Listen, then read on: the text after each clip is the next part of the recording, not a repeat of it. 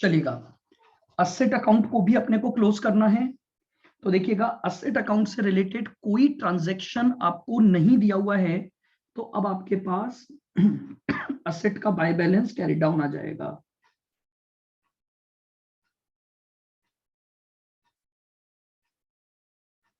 By balance carry down,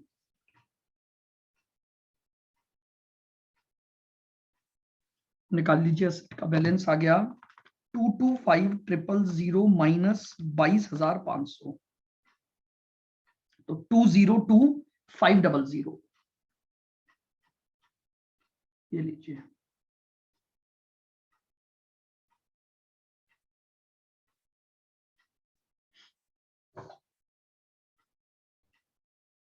चलिए अब अपन बनाएंगे एक्सपेंस अकाउंट। अब हमें जो लास्ट चर्चा करनी है हमारी वर्किंग की, वो हमारी है एक्सपेंस अकाउंट को लेकर।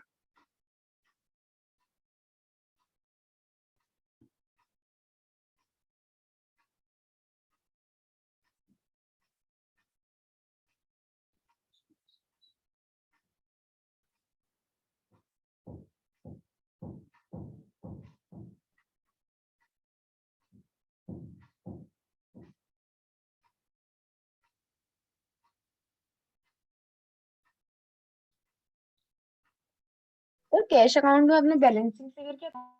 बैलेंसिंग फिगर कुछ नहीं निकला था, कैश बुक ऑटोमेटिक मैच हुई थी। आइए अब देखिए, सबसे पहले आपको ओपनिंग बैलेंस शीट में एक तो दे रखा है आउटस्टैंडिंग एक्सपेंस और एक प्रीपेड इंश्योरेंस। बताइए, आउटस्टैंडिंग है तो ओपनिंग बैलेंस क्या हो जाएगा मेरे पास?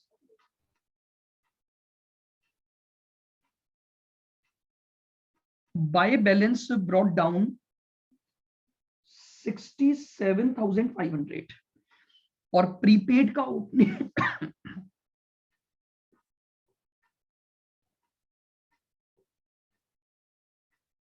Sorry, to balance brought down, हम ब्रैकेट में लिख सकते हैं कि ये प्रीपेड इंश्योरेंस का पॉइंट था।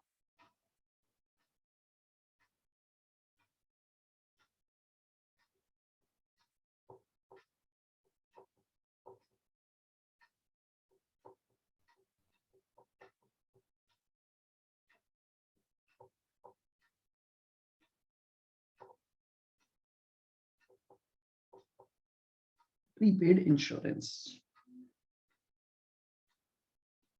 आइए अब आपको कैश बुक में एक पॉइंट दिया गया है, कैश ट्रांजैक्शन में एक्सपेंसेस पेड। तो बताइए, एक्सपेंसेस पेड की आपकी क्या एंट्री हुई होगी? एक्सपेंसेस पेड की एंट्री हुई होगी expense account debit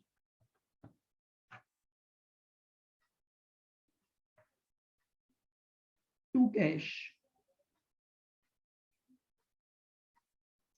cash oblique bank account. कितना पेमेंट हुआ है आपका? 931,050।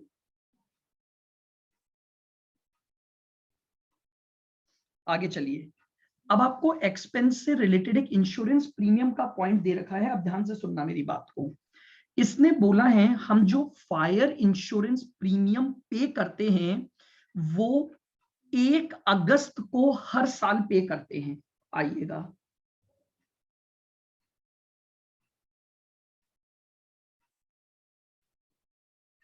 इसका मतलब मेरा जो इंश्योरेंस प्रीमियम है वो 1 अगस्त से लेकर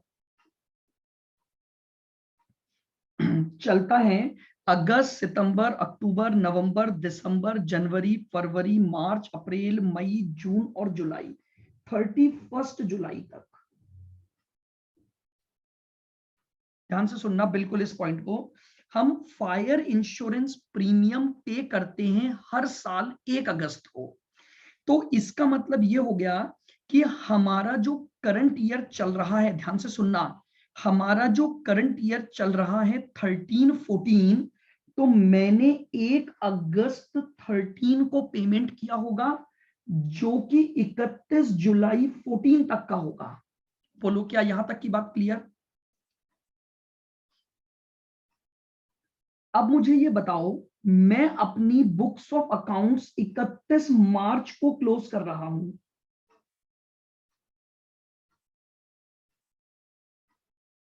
तो इसका मतलब ये हो गया कि मैंने जो इंश्योरेंस, सर 14-15 ना करंट। अच्छा 14-15 है क्या? कोई बात नहीं, ये 14 हो गया, ये 15 हो गया, ठीक है। हाँ ठीक है यहां तक। अब मेरी बात को ध्यान से सुनना, आपने यहां से लेकर, बिल्कुल ध्यान से डायग्राम को देखना, आपने यहां से लेकर और यहां तक का इंश्योरेंस प्रीमियम पे किया है 9,000 रुपए। मुझे ये बताओ, क्या आपके कुछ महीने ऐसे हैं जो फ्यूचर में आने वाले हैं? आप यस सर। प्री ध्यान से देखो, बिल्कुल आप अपना ईयर एंड कर रहे हो 31 मार्च पर, लेकिन आपने पेमेंट जुलाई तक कर दिया। इसका मतलब आपने अप्रैल, मई, जून और जुलाई, आपने 4 महीने का इंश्योरेंस प्रीमियम एडवांस में पे कर दिया। तो इसका मतलब ये हो गया, इस दिन खड़े होकर मैं बोलूंगा मैंने प्रीपेड इंश्योरेंस दिया है। प्रीपेड इंश्योरेंस कितना? अगर 9,000 12 महीने का है तो 4 महीने का कितना बना होगा?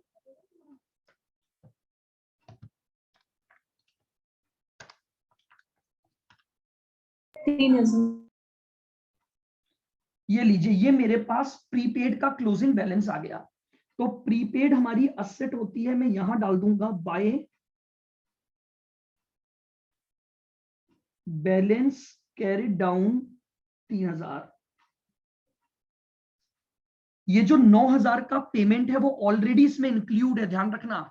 हम पे कर चुके हैं और पे करने का सारा खर्चा 931,050 में आ चुका है। बस हमने इसमें जितना प्रीपेड इंश्योरेंस का पैसा है वो कैंसिल कर दिया। अब आपको क्वेश्चन में आउटस्टैंडिंग का क्लोजिंग बैलेंस दे रखा है, तो वो आपके पास आ गया टू बैलेंस कैरिड डाउन, कितना? 7,500। ये लीजिए। तो अब अल्टीमेटली आपके पास आ जाएगा कि पीएनएल अकाउंट में कितना जाएगा, बाय प्रॉफिट एंड लॉस। जो बैलेंसिंग फिगर हम पीएनएल अकाउंट में चार्ज करेंगे, तो 3,000 प्लस 9, सर ये कैरेट डाउन करके क्यों लिखा है आपने? तो क्लोजिंग बैलेंस है ना, तो क्लोजिंग बैलेंस पर कैरेट डाउन ही लिखूंगा।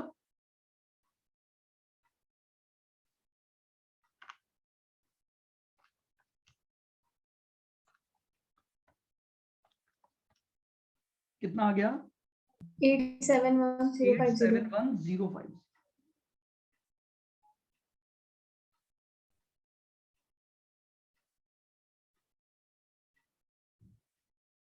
सर कैरेट डाउन ही क्यों ले रहे हो? तो अपन ने पे एक्स्ट्रा करा है ना। एक कौन सा एक्स्ट्रा पे किया है? 3,000 अभी एक्स्ट्रा पे करा हुआ है ना अपना। 3,000 एक्स्ट्रा पे कब किया है आपने, जरा मुझे ये बताओ। 31 मार्च के बाद का पे किया है ना? हाँ। तो पीएनएल में आना चाहिए क्या? नहीं, बैलेंस शीट में जाएगा। तो फिर बैलेंस कैरिड डाउन ही तो बोलूंगा, यानी prepaid at the end of the year. हाँ। तो क्लोजिंग बैलेंस कैसे लिखोगे प्रीपेड का? प्रीपेड का ओपनिंग बैलेंस लिखा, टू बैलेंस ब्रॉट डाउन, यानी पिछले साल कुछ एडवांस था, तो इस साल हमने जो एडवांस दिया फ्यूचर के पीरियड के लिए, वो हमारा क्लोजिंग बैलेंस हो जाएगा ना प्रीपेड का। हाँ ये तो मुझे। बोलिए, क्या एक्सपेंस अकाउंट क्लियर है अब? चलिएगा, अब अपन अपना ट्रेडिंग पीएनएल और बैलेंस शीट बना सकते हैं। मेरी सारी वर्किंग कंप्लीट हो गई है। यही एक पॉइंट बचा था जो मैंने आपके साथ डिस्कस कर लिया। बना लिया सबने ये अकाउंट? हाँ सर। आइए अब बनाइए trading and PNL account.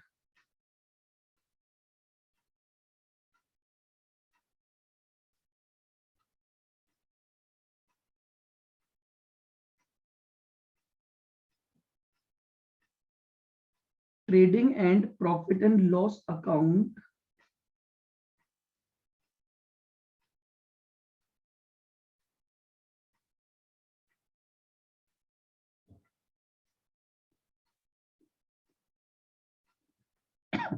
For the year ended 31 March 15।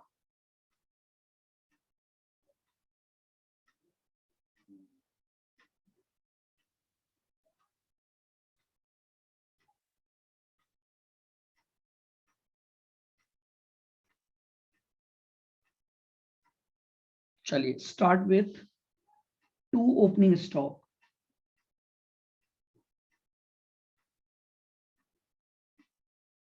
To opening stock, तो बताइए ओपनिंग स्टॉक हमें बैलेंस शीट में दे रखा है 9,15,000।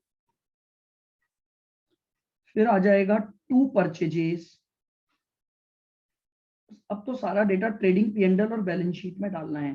तो परचेजेस का हमने वर्किंग नोट बनाया था और परचेज निकाली थी 127,02,750। 127,02,750 ये हमारे पास परचेज आ गई।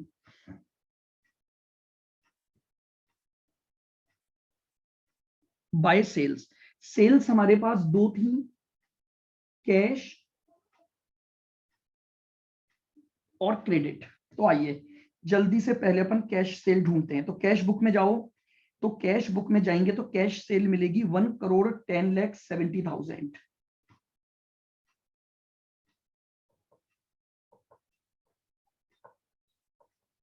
और जब आप डेटर अकाउंट में जाओगे तो डेटर अकाउंट में आपको मिलेगी क्रेडिट सेल, और वो थी आपकी 29,77,500। 29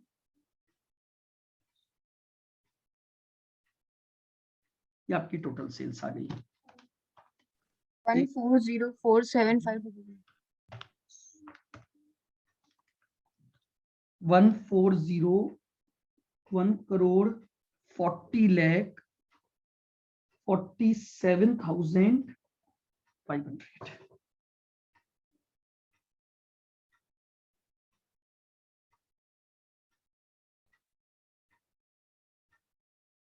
बाय क्लोजिंग स्टॉक, तो क्लोजिंग स्टॉक हमें दे रखा है 9,75,000। तो 9,75,000 मेरे पास क्लोजिंग स्टॉक आ गया।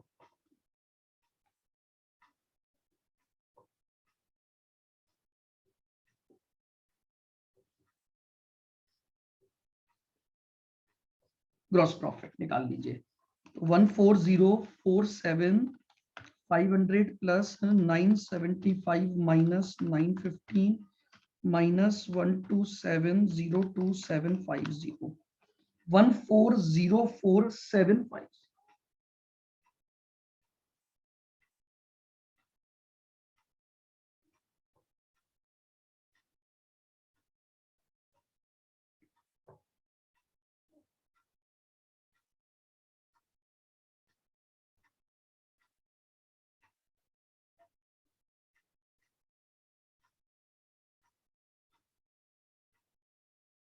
By gross profit 1,40,4,750।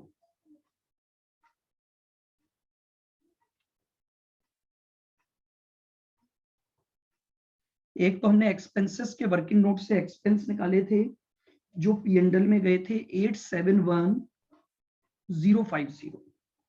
अब और आइए और खर्चे ढूंढिए। तो देखिए आपको डेटर अकाउंट में डिस्काउंट का खर्चा दे रखा है।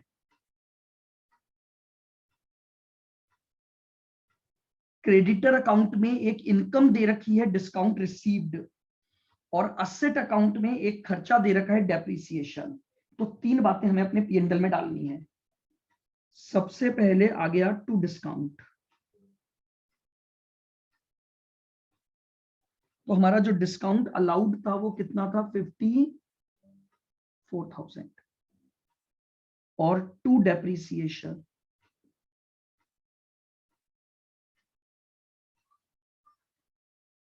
तो डेप्रिसिएशन आपने निकाला था 22,500।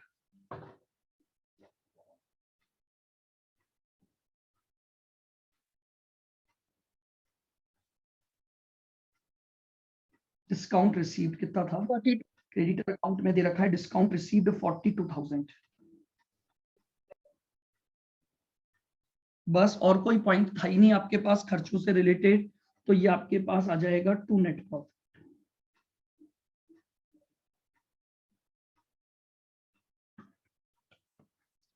One 404750 plus 42 minus 871050 minus 54 minus 22,500 499,200।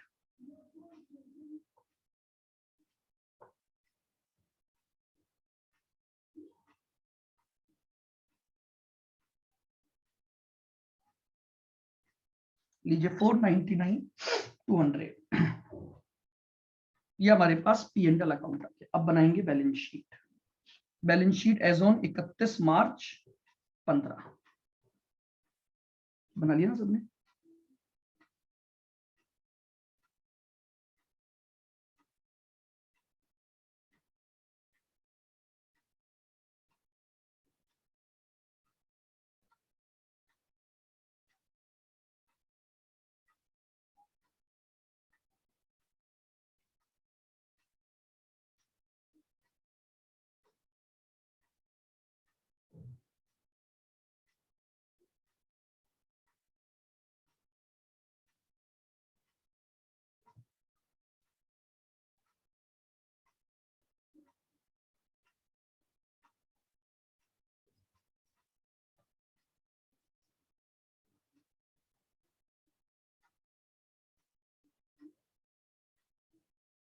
लीजिएगा लाइबिलिटी रुपीज, असेट रुपीज।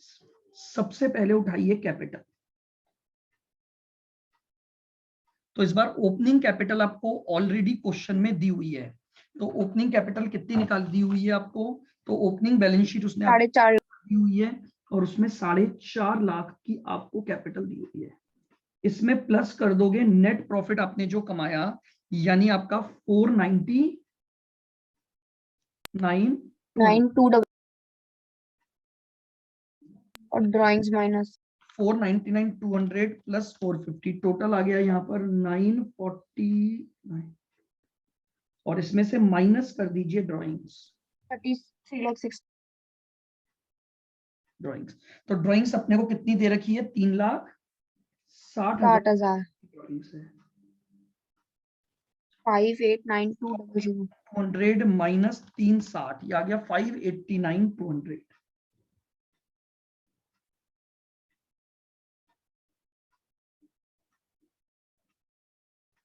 आओ, अब हमने जो जो अकाउंट बनाए थे जरा पहले उनके बैलेंसेस चेक कर लें। आ जाओ, स्टार्टिंग से चलते जाओ। कैश और बैंक का क्लोजिंग बैलेंस 190,950, तो कैश एंड बैंक लिख दो।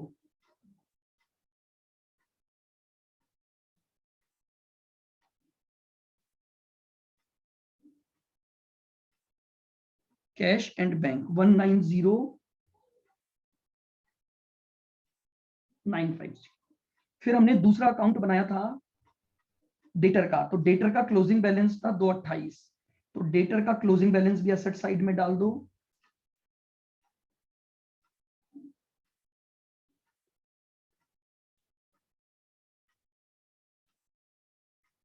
तो डेटर्स का बैलेंस डाल दिया 228। फिर डेटर के बाद हमने बनाया था बीआर अकाउंट, तो बीआर का बैलेंस था 210।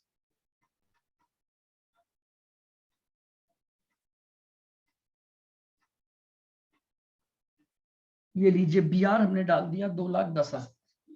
ठीक है सर। बीआर के बाद हमने बनाया था क्रेडिटर, तो क्रेडिटर का बैलेंस आया 10,02,750, तो लाइबिलिटी में डाल दो।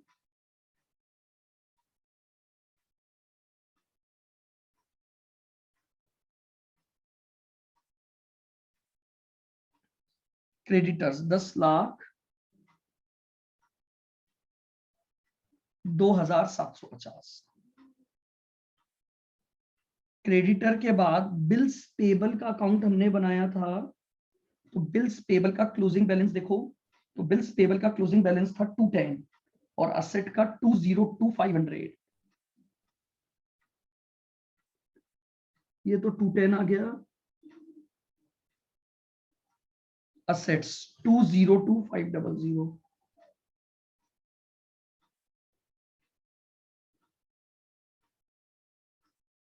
उसके बाद एक आउटस्टैंडिंग एक्सपेंसेस था,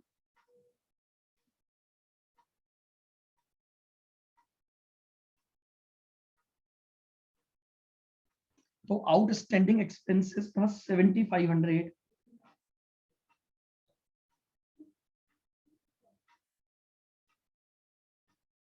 और यहां पर प्रीपेड था 3000।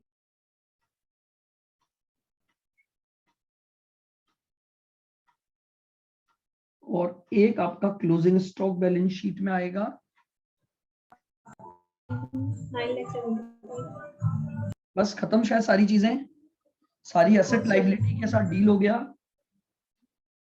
टोटल चेक कर लेते हैं।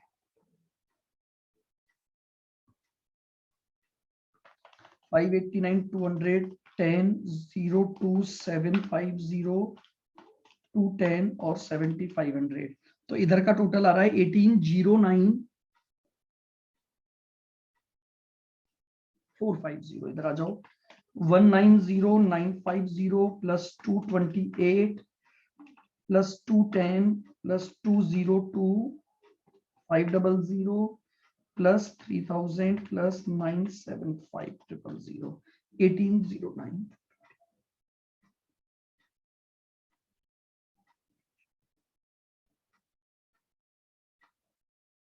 ये आपके पास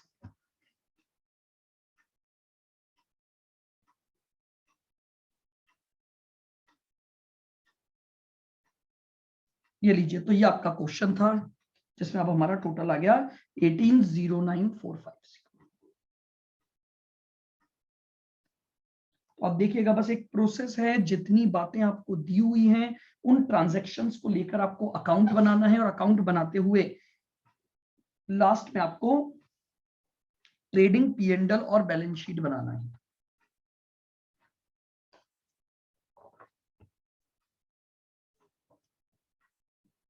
अब देख लीजिए, यहां पर कोई पॉइंट आपको पूछना हो तो मुझे बताएं।